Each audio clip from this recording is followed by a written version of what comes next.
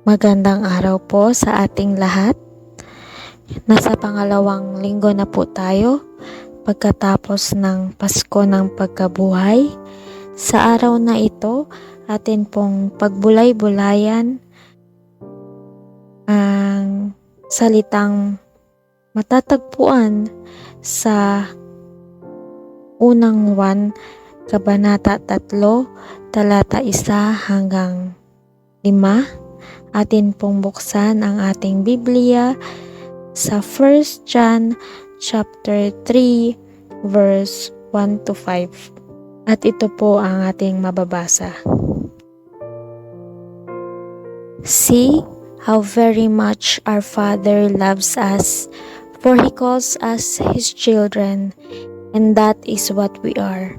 But the people who belong to this world don't recognize that we are God's children because they don't know Him. Dear friends, we are already God's children, but He has not yet shown us what we will be like when Christ appears. But we do know that we will be like Him, for we will see Him as He really is. And all who have this eager expectation will keep themselves pure, just as He is pure. Everyone who sins is breaking God's law, for all sin is contrary to the law of God, and you know that Jesus came to take away our sins, and there is no sin in Him. Tayo po'y manalangin. Panginoon, aming Ama, Diyos na dakila, pinupuri at pinasasalamatan ka namin, Panginoon, sa araw na ito. Salamat, Panginoon, sa panibagong buhay na ipinagkaloob mo sa amin, Panginoon. Salamat, Panginoon, sa mga biyayang ibinibigay mo sa amin, Panginoon. Salamat, Panginoon, sa paggabay mo, Panginoon, sa amin sa nagdaang linggo, Panginoon. Kayo, Panginoon, ang siyang nakasama namin, Panginoon. Kayo, Panginoon, ang siyang gumabay sa amin, Panginoon. Panginoon, dinadalangin namin, Panginoon, na patawarin mo kami, Panginoon, sa aming mga pagkakasala at pagkukulang sa iyo, Panginoon.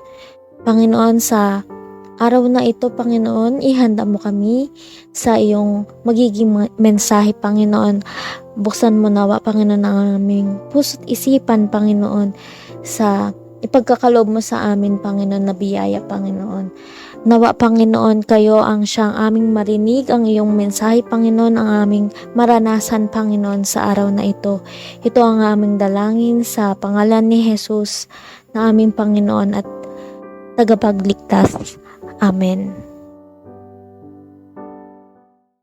Sa binasa natin sa 1 John chapter 3 verse 1 to 5, sabi doon, we are God's children.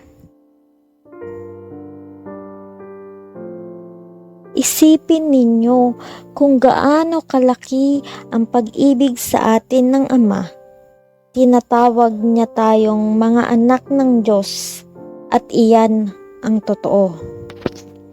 In 2 Corinthians chapter 6 verse 18, sabi doon, ako ang magiging ama ninyo at kayo'y magiging anak ko, sabi ng Panginoong makapangyarihan.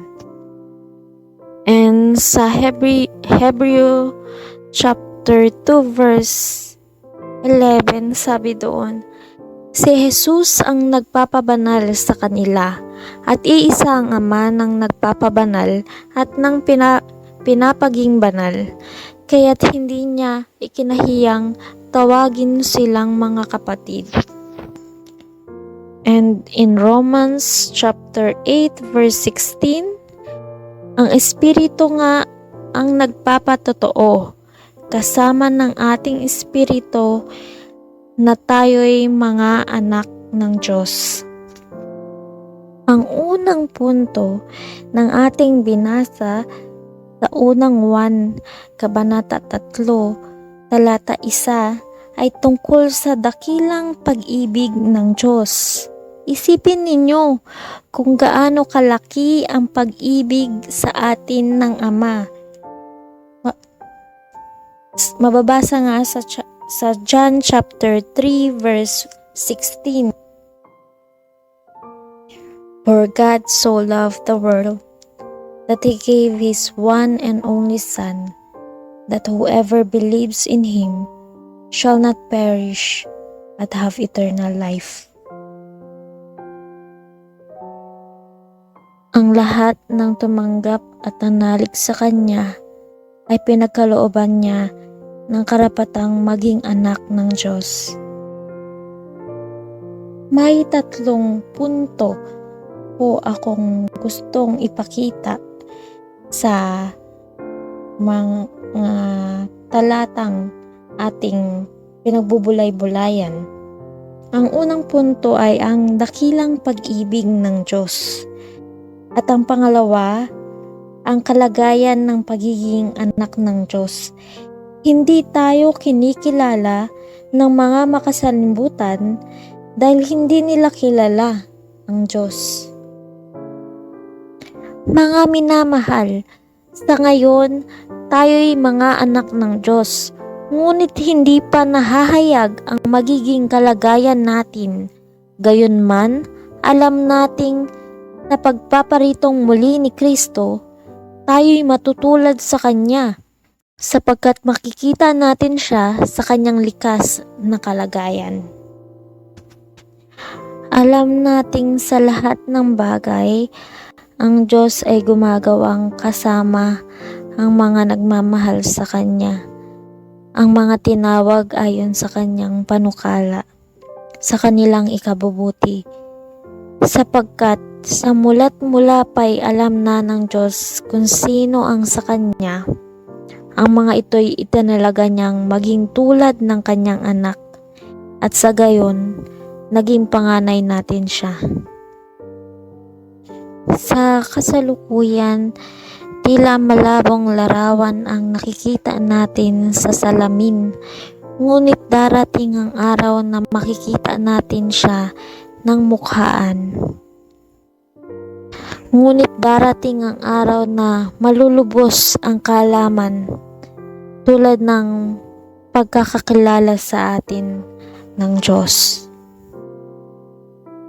Ngayong alam na natin ang kalagayan natin sa Diyos, kaya't ang sino mang may pag-asa sa Kanya ay nagpapakalinis tulad ni Kristo. Siya'y malinis. At para sa panghuling punto, ang likas ng kasalanan at ang pagtubos ni Kristo sa ating mga kasalanan. Ang bawat nagkakasala ay lumalabag sa kautusan ng Diyos, sapagkat ang kasalanan ay paglabag sa kautusan. Nalalaman ninyong naparito si Kristo upang pawiin ang ating mga kasalanan, at siya'y walang kasalanan. Tayo'y mga makasalanan at naparito si Jesus upang tayo'y tubusin sa ating mga kasalanan. Sabi sa Mateo chapter 1 verse 21, nanganganak siya ng isang lalaki at ito'y papangalanan niyang Jesus, sapagkat siya ang magliligtas sa kanyang bayan sa kanilang mga kasalanan. Hindi natin kayang tanggalin ang parusa ng ating mga kasalanan. Kailangan nating tanggapin si Jesus as our Lord and personal Savior.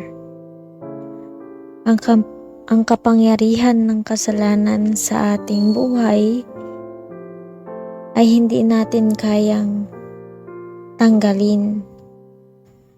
Kailangan nating lumapit kay Jesus. Come as who we are.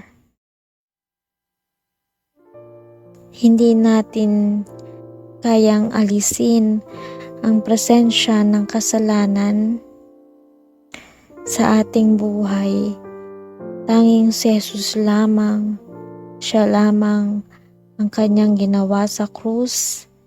Sa pamamagitan ng kanyang kamatayan, pinawalang bisa niya ang lahat ng laban sa atin. Dahil walang sala si Jesus, kaya niyang pagwalang sala tayo. Sa pangalan ng Ama, ng Anak, at ng Banal na Espiritu. Amen.